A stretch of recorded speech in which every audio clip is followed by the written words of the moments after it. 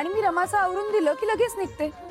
11 वाजता बोलवलंय, पण सिद्धिराज कधी बाहेर येतील ते काही सांगता येत नाही. सगळ्यांचा निरोप घेऊन बाहेर यायचंय ना त्यांना, वेळ तर लागेलच. खरंच आहे, माझा सिद्धू आहेच असा पहिल्यापासून. जिथे जाईल तिथे माणसं जोडतो.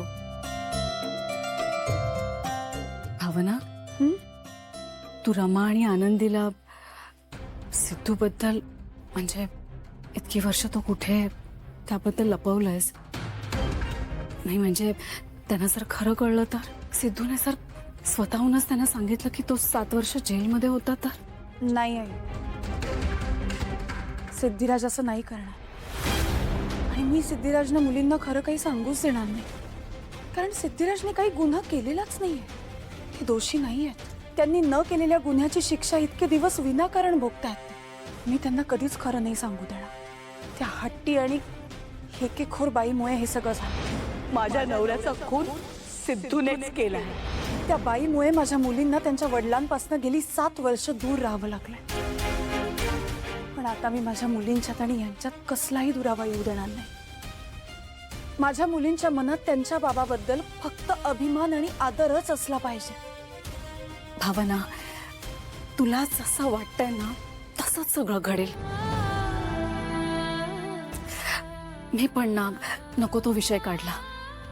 जाऊ दे, आजचा दिवस आपल्यासाठी खूप आनंदाचा दिवस आहे. हे बघ भावना, आतापर्यंत जे झालं ते सगळं विसरून जायचं हा आता. आणि डोळ्यात पाणी तर अजिबात येऊ द्यायचं नाही. आपण सगळे मिळून खूप आनंदाने आपल्या सिद्धूचं स्वागत करूया. बरं, सगळी तयारी झाली? काही करायचं राहिलंय का? नाही नाही, सगळी तयारी झाली आहे. हा, पण मी सिद्धिराजना आवडते ती खीर मात्र केली नाहीये, कारण ती तुम्हीच करा. तुमच्या हातची त्यांना आवडते ना. करते मी. किती वर्षांनी माझा मुलगा मला भेटणार आहे. त्याच्या आवडीची खीर करेन मी. त्याला खूप आवडते. हे काय, आत्ता मला म्हणालात ना डोळ्यात पाणी आणायचं नाही म्हणून, आणि आता तुमच्याच डोळ्यात कशाला पाणी आलंय? चला आपण कामाला लागूया.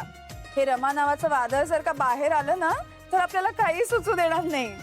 खरंच आहे. चल चला. भावना,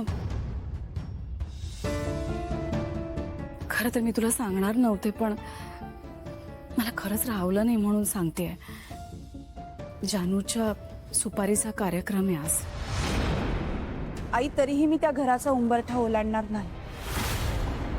ज्या घरामुळे माझा नवरा आमच्यापासून दुरावला, त्या घराला आणि त्या व्यक्तींना माझ्या आयुष्यात जागा नाही.